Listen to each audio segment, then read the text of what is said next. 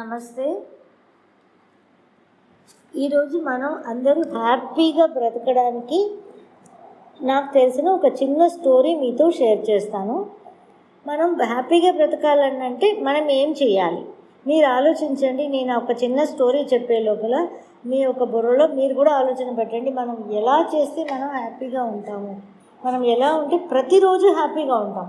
కానీ ఎవరి నోట్లోనైనా అది కోటాను కోటీశ్వరుడు కానీ, లక్షాధికారి కానీ, మామూలుగా అసలు డబ్బు లేని వాళ్ళు కానీ, ఎవరి నోట్లోనైనా నేను హ్యాపీగా ఉంటున్నాను అన్న మాటలు ఈరోజు వస్తున్నాయి అంటే డెఫినెట్లీ కాదు. ఎందుకంటే మన దగ్గర ఇది లేదు, అది లేదు, మనమేమో ఏదో ఒకటి ఎక్స్పెక్ట్ చేస్తాం, అది జరగలేదు అనుకొని మనం హ్యాపీగా ఉండదని మనం పోస్ట్పోన్ చేస్తున్నాం. ఇది జరిగినాక మనం బాగుంటామని పోస్ట్పోన్ చేస్తున్నాం.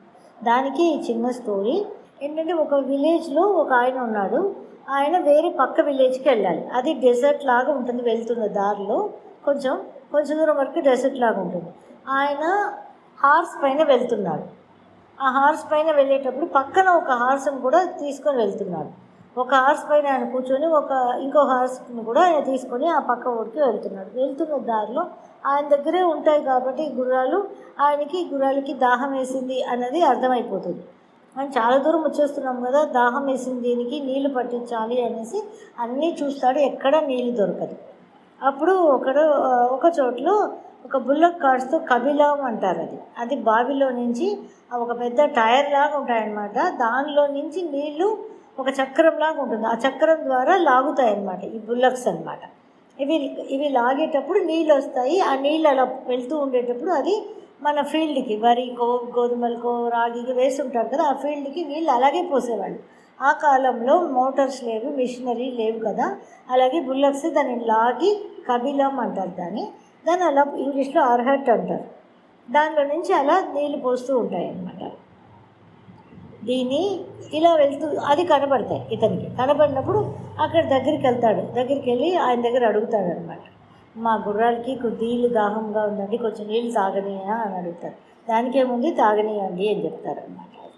అప్పుడు అది గుర్రాన్ని పంపిస్తాడు అక్కడికి. ఆ బుల్లక్స్ వచ్చి లాగి నీళ్ళు వదులుతూ ఉంటాయి కదా, వదులుతూ ఉంటే అక్కడ తాగడానికి అలా దగ్గరికి వెళ్ళంగానే నీళ్ళు నోటు పెట్టేటప్పుడు అది లాగుతాయి కదా, ఆ ఒక వీల్ సౌండ్ వస్తుంది కదా, అది భయంకర సౌండ్ వస్తుంది.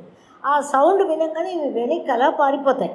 ఆ సౌండ్ తట్టుకోలేక మళ్ళీ ఏంటి ఎలా పారిపోతున్నాయని చూస్తుండగా మళ్ళీ వస్తాయి. మళ్ళీ తాగడానికి మళ్ళీ నోరు పెట్టేటప్పుడు ఆ సౌండ్ వస్తుంది.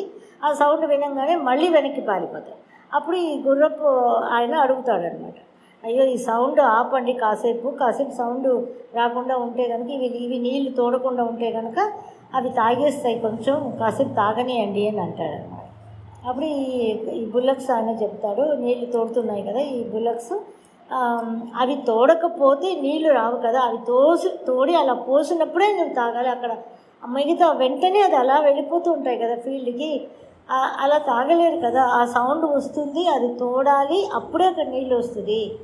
మనకి నీళ్ళు కావాలంటే అది తోడితేనే కదా వస్తాయి. ఆ సౌండ్ మీరేం భయపడకండి, కాసేపు ఉండండి, 4-5 సార్లు అవే వెళ్ళి చూసి ఆ సౌండ్ వచ్చినా నీళ్ళు ఉంది కదా తాగేద్దామని తాగుతుంది, మీరు వెయిట్ చేయండి అంటాడు. అలాగే ఈయన కూడా గమ్మని వెయిట్ చేస్తాడు. చాలాసార్లు వెళ్ళి చూస్తాయి. వెళ్ళి చూసినప్పుడు ఆ ఒక సౌండ్ వస్తుంది కదా, ఆ సౌండ్ అది ఒక ర్యాట్లింగ్ సౌండ్ అంటారు అనమాట. అది ఒక పెద్ద సౌండ్ వస్తుంది ఆ చక్రంలో తిరిగేటప్పుడు, నీళ్ళు వచ్చేటప్పుడు. ఆ సౌండ్ వచ్చినా కూడా మళ్ళీ లాస్ట్లోకి నీళ్ళు దాహం తట్టుకోలేక అవి తాగేస్తాయి అన్నమాట. ఆ సౌండ్తోనే తాగుతాయి. అప్పుడు ఏం చెప్తాడు, మనం వాటికి నీళ్లు తాగడం మాత్రం కాదండి, అది ఎన్ని స్ట్రగుల్ ఉన్నా కూడా దాంట్లో నీళ్ళు తాగాలి అన్నది కూడా మనం నేర్పాలి కదా అని చెప్తాడు. సరే అని 2 గుర్రాలను తీసుకొని వెళ్ళిపోతాడనమాట. సో ఇప్పుడు ఈయనకి అర్థమైంది ఏంటి అంటే, ఓకే ఎన్ని స్ట్రగుల్ ఉన్నా నీళ్ళు తాగాలనుకుంటే కొన్ని స్ట్రగుల్ కూడా మనం ఫేస్ చేయాలి కదా గుర్రాలు అనేది అర్థమైంది. అలాగే మన లైఫ్లో మనకి ఏం అర్థం కావాలి అని అంటే, మనకి ఎన్ని ప్రాబ్లమ్స్ ఉన్నా ప్రాబ్లమే మనకి జరుగుతూ ఉంటుంది. దాంతోపాటు మనం హ్యాపీగా ఉండడం కూడా మనం నేర్చుకోవాలి. న్యూ ఛాలెంజెస్ జరుగుతూ ఉంటాయి, డిఫికల్టీస్ జరుగుతూ ఉంటాయి, ఎన్నో డిఫికల్టీ సిచ్యువేషన్స్ ఫేస్ చేస్తూ ఉంటాం. ఎన్ని ఉన్నా కానీ మనకి హ్యాపీనెస్ అన్నది కూడా దాంతోపాటే మనం ఎంజాయ్ చేయాలి. మనం కొన్ని గోల్ పెట్టుకుంటాం కదా, నా కొడుకు జాబ్కి వెళ్ళిపోతే నేను హ్యాపీగా ఉంటాను, మా ఆయనకి రిటైర్మెంట్ అయిపోతే మేము హ్యాపీగా ఉంటాను, నేను ఇల్లు కట్టుకున్నాక హ్యాపీగా ఉంటాను, ఇలాంటి గోల్స్ పెట్టుకుంటాం. కానీ అవి అయినాక హ్యాపీగా ఉండేటప్పుడు మనం తిరిగి చూస్తే మన లైఫ్లో ఏమి హ్యాపీనెస్ కనిపించదు కదా, చాలా ఒక ఏమి లేకుండా కనిపిస్తుంది అనమాట, ఒక డ్రైగా ఉంటుంది. అలా లేకుండా ఏమి ఛాలెంజెస్ ఫేస్ చేస్తూ వెళ్ళినా ఒక ఇల్లు కట్టడానికి జరుగుతున్న మన ప్రతి విషయాన్ని కూడా డబ్బులు సమకూర్చుకోవడం కానీ, లోన్కి వెళ్ళడం కానీ, ఏదైనా కానీ ప్రతిదాన్ని మనం ఒక హ్యాపీనెస్ కానీ మనం ఎదుర్కొని వెళ్తూ ఉంటే మనకి హ్యాపీనెస్ అనేది డెఫినెట్గా వచ్చేస్తుంది. మనం ఇది అయినాక నేను హ్యాపీగా ఉంటానంటే అలా జరగదు జీవితంలో. ప్రతి సిచ్యువేషన్లో మంచో చెడు ప్రతి సిచ్యువేషన్లో హ్యాపీనెస్ వెతుకుతూ మన జీవితంలో వెళ్ళిపోతూ ఉండాలి. అప్పుడే మనకి హ్యాపీనెస్ అనేది ఉంటుందన్నమాట. మనం తిరిగి చూసినప్పుడు హ్యాపీగా ఉండే సిచ్యువేషన్స్ అప్పుడే మనకి జరుగుతాయి.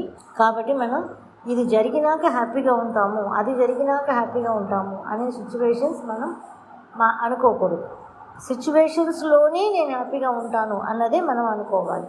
అలా ఆలోచించడం మొదలు పెట్టండి. డెఫినెట్గా మనకి హ్యాపీనెస్ అనేది మనతో పాటే మన లైఫ్లో ప్రతిరోజు మనకి హ్యాపీనెస్ అనేది జరుగుతుంది. Thank you for watching. Video కనుక మీకు నచ్చినట్టయితే లైక్ చేయండి, షేర్ చేయండి, కమెంట్ చేయండి, సబ్స్క్రైబ్ చేయండి అండ్ బెల్ ఐకాన్ ప్రెస్ చేసుకోండి so that you don't miss any of our videos.